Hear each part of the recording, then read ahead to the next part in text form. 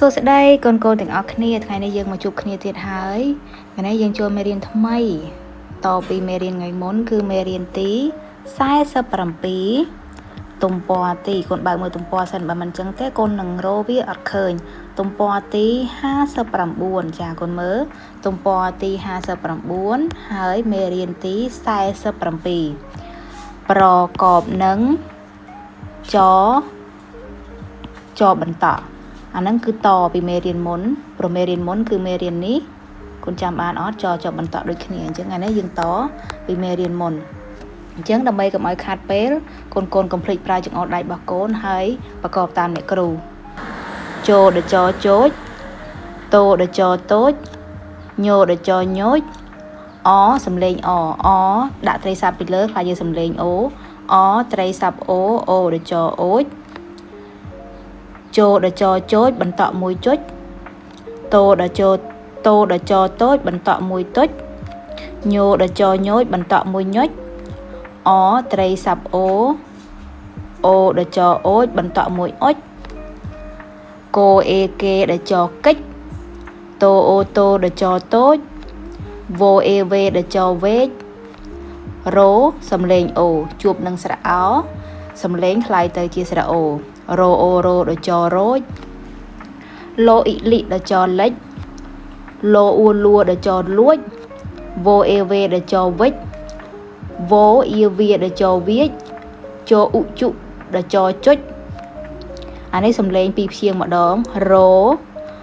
ណូសំលេងអូដូចគ្នាជួបនឹងស្រៈអោទៅជាសំលេងអូ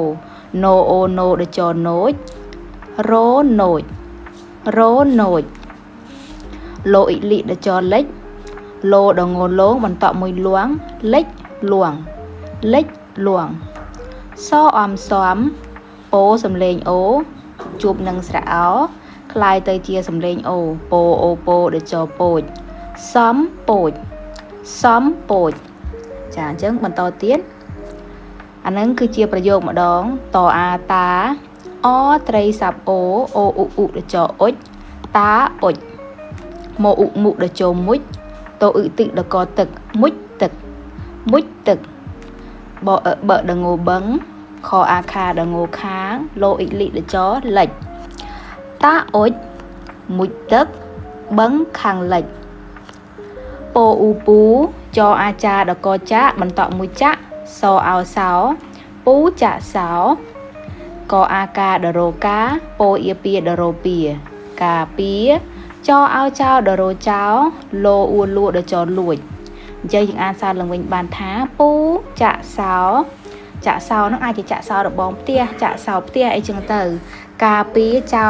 លួចអញ្ចឹងនៅពេលដែលទ្វារយើងអត់ចាក់ហ្នឹងចោអាចចូលទៅលួចបានចាអញ្ចឹងកូនមើលរូបភាពនេះភាសាខ្មែរយើងគេហៅថាចុចចោឧជុដចចុចចាអញ្ចឹងមេរៀននេះមានតែប៉ុណ្្នឹងឯងសម្រាប់មេរៀនទី47ប្រកបនឹងចហើយនឹងចបន្តតពីថ្ងៃមុនកូនកុំភ្លេច